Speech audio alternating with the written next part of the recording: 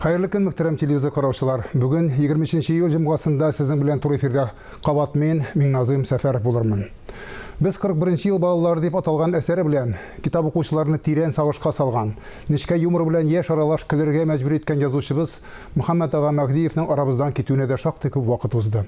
Инде ул тасвирлаган шыр балалары да бакыйлыкка күчеп бара. Ләкин үзәк бәгырьләренә үткән сугыш мехнәтләре аны күрмәгәннәр өчен дә ят түгел. Ә менә сабый чагы сугыш вакытына тур килгәннәр, ягъни 41 елгы балалар үзләре бу турыда нәрсә дип сөйли? Аларның дөньяга карашы нинди? Алар үзләре кемнәр? Әлеге сорауларга җавапны без бүген Татарстан радиосы оештырган әдәби кичәдән әзерләнгән язманы карап белербез. أعوذ بالله من الشيطان الرجيم بسم الله الرحمن الرحيم فاذكروني أذكركم واشكروا لي ولا تكفرون يا أيها الذين آمنوا استعينوا بالصبر والصلاة يا رب الله تعالى бик ватан сугышында шәһид булып киткән, ватанын, гаиләсен, якыннарын, илен саклап шәһид булып киткән һәрбер бәндәнең я Раббым Аллаһ Таала рухына рухи азык, рухи бүләк күчтәнәш булып ирешсен.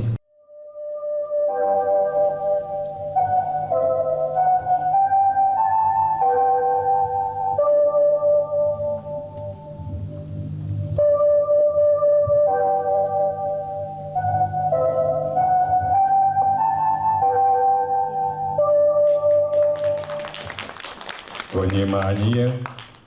Говорит Москва.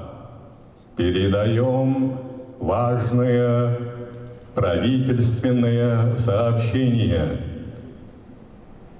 Граждане и гражданки Советского Союза, сегодня в 4 часа утра немецко-фашистские войска вероломно, без объявления войны, атаковали границы Советского Союза. Началась Великая Отечественная война советского народа против немецко-фашистских захватчиков. Наше дело правое, враг будет разбит, победа будет за нами.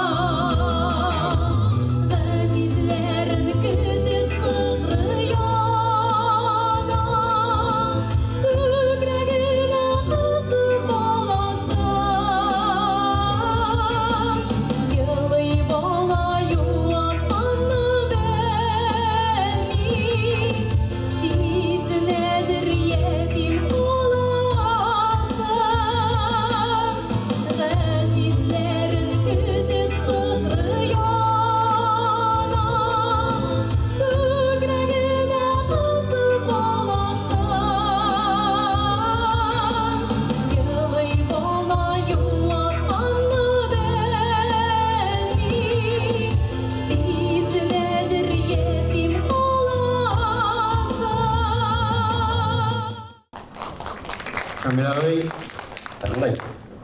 Bütün halkımız halkara hatın kızlar bayramın karşı alırga әзірлеген çakta 7 Mart günü 1941 yılda dünyaya kelgensiz.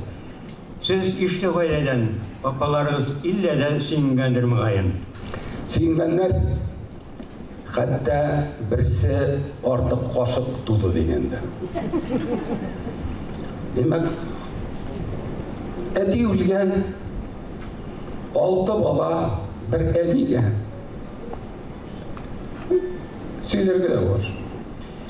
Şöyle mine şul bayram aldından doğangan mıyken yapamasa etigiz mulla bulgangan mı siz halilerge, hatın kızlarga ilahi zatlar etip karıysınız. Ayrıca hürmet bilen karıysınız. Şulay bir. Allah'a şükür.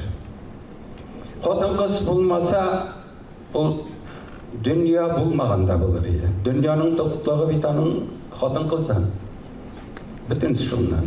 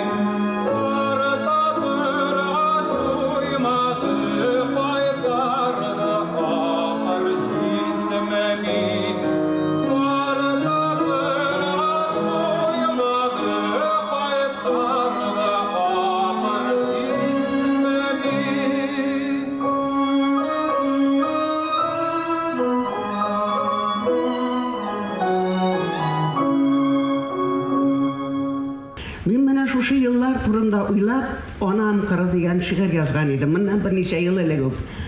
Min ул şiirni bugün aniyime gene bağışlap tügel. Aniyim şekilli milyonlagan tatar hatın kızlarına, milyonlagan yaştaşlarıma bağışlap okuyayım. İyi aniyim çıktım hele kırga, kır basular indi, üzgerdi. Yıllar tugel asır kesilse de tabarmın köksinin izlerini. Uçma alıp urak urdun. Elik arış, ondan savanın. Bir kese süt, 2 berengi gariza bulaydı tamağın. Kodalsa da kımıl siraklarga, boşa uğup birge tuyundık. Bu kırlarda senin dil tanmagan, Turgay şerlikte urun yok. Şesken, urgan, şubun utağında bu kırlarla niçe inledin? Ot şekilli işler yerine bulmadı bit olmuş bulmadın. İyaniyim, tağın çıktım kırga. Mıldrama tağın köngüller, hatırlatıp senin yüzlerini sirkelene kırda, iyi günler. Eniyim üler vakit jitkəç, ol indi 50-60 yaşındagina ölüp ketdi. Şunda üler aldından gına mena aytdı. Ulum, menim sana bir aytasim kide. Men bir koşunda bir kimge de aytkanim yok. Men ol sirni özümün köngülümde saklay almayım. Çünkü menim onu saklap tegi dünyaya gitsem, anda ükülüp yatırmam tegi dünyada. Bu dünyada aytıp kalayım dedi. Dedim aytani, ayt. Bilesin mi, oğlum, bu büyük vatan savaşının başlanığı bik anladım. Bu savaş kutuşkuş bulacak. Bu savaş bizim ilimizdeki halkka, benim tuğan Tatar halkına, bütün ailelerge kutuşkuş eşeklik getirecek. Açlık, yalangaçlık, ağırlık getirecek. Hem sen şu ağırlıklarını köngül bilen görgende belki ölüp de gidersin. Şunun için men işten gine tiledim, Минем бу балам өле турсын иде депти. Менә шул сүзне әйтте. Һәм мин монда сиңа әйтмичә булдыра алмыйм, чөнки теге дөньяга алып китә алмыйм. Аллаһка шөкер, Ходай Таалага улуг рәхмәт. Мин инде 80 яшыма җиттем. Үземнең иҗатым бар. Иҗатымны мин халкыма бирәм. Һәм инде әнинең менә бу сүзе минем колагымда һәр вакыт яңгырап тора. Чөнки ул үзе әле шул вакытта сугышның башланган көндәрендә үзенең баласының тормышының никадәр Авыр буласын, шуннан котылгысы килгән булды. Әти дип минем бер кайчанда әйткәнем дә булмады. Әтине тере килеш күрмәдем, алай гына да түгел. Миңа 62 яшь тулган иде. Әтинең рәсемен дә беренче тапкыр шунда күрдем. Чөнки аның паспорты булган. Паспортта бит инде рәсем була. Шул паспортны Коръән эченә салып, бик әйбәтләп төреп, каядыр бик ерак чормага яшереп куйган булганнар. Һәм инде без өйнең түбәсе тишелеп ага башлагач име, аны сүтеп, яңарту хәстәренә керешкәч, сүтеп алгач, шунда килеп чыга әлеге төрбәк. Һәм анда инде шул кадәр теге уңып биткән рәсем дә бар. Менә аны инде фотографлар кеше күрердәй хәлгә, танырдай хәлгә китерделәр. Хәзер менә әни белән әтинең рәсемен бергә куеп, өебезнең иң түрендә торалар, аларны күрештердек. Барсам, кайтсам басуларга, һаман шушы кайыннар, йөгереп чыга да каршыма, күкрәгемә сарыла. Әткәй утырткан урманнар, һәр кайсы һәйкәл кебек, җил искәндә керен генә улым дип әйткән кебек. Әткәй утырткан кайынлык, әткәй утырткан урман, кайыннарның аклыгы да әткәйдән ингән нурдан. Барсам, кайтсам басуларга, юлым үтә шушыннан. Ак кайыннар әткәй кебек намаз укый пышылдап. Бөтен илне бурап, дөнья бурап, таш сарайлар салып кайтасы. Бүрәнәгә каккан килеш калды, яңа кайрап куйган балтасы. Хан хакимнең нигъмәт, зиннәте дә аерылмас иде басудан. Камыт агачлары шартлап сынды, атлар пеште юлда ачудан. Төзүчеләр китте, балта калды, игенчеләр китте буразна, шагыйрь китте, каралары кипте, тиер торып калды бугазда. Ниятләп тә эшләнмәгән эшләр, васиятләр, теләк, хыяллар, сабыйларга, безнең белән алар бишекләргә ничек сыйганнар. Иркәләргә үрелеп алыр өчен алар инде кире кайтмады. Бишекләрдән үзебез төшеп җиттек, туарылып калган атларны. Мәңгелеккә китеп бара торган кешелекнең шушы буыны алып тора халык тарихында бер тармакта 2 урынны. Берәр йорт ким, бер буразна, берәр шигырь кимдер безнең исәптә. Бик беләбез аны. Тик иң элек ни эшләсәк, нәрсә дисәк тә, әтиләрнең сүзен әйттек башта. Алар кылмый калган гамәлне кылгач кына үзебез кара ясап, үзебез мандык карам каләмне. Бер төзәлми торган яра бар. Без сугышта туган балалар. Мин 30 мартта туганмын.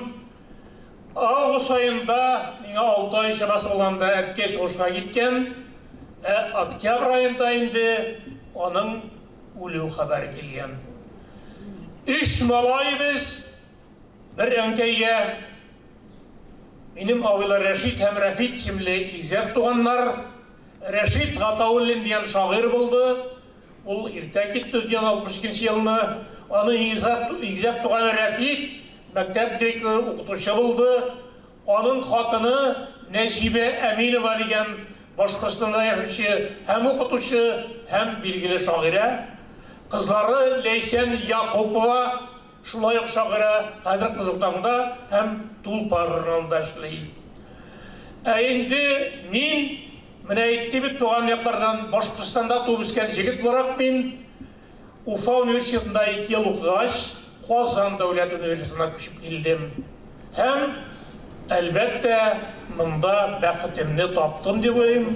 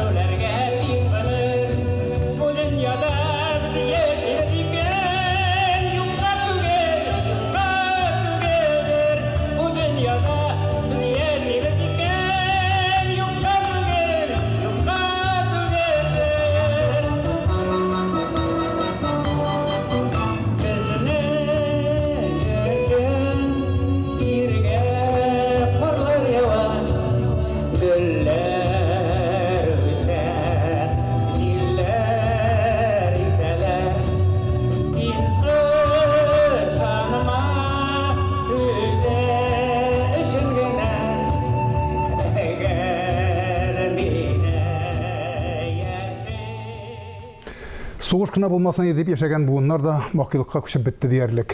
Ләкин тормышыбыздагы тынычлыкны, көйләнгән көнебезне пранзаран туздыра торган афәтләр бүген дә бетеп тормый. Булар да үтәр. Әмма безгә шундый чакта да кешелегебезне саклап калырга язса иде дигән теләктә бүгенгә сезнең белән саубуллашам.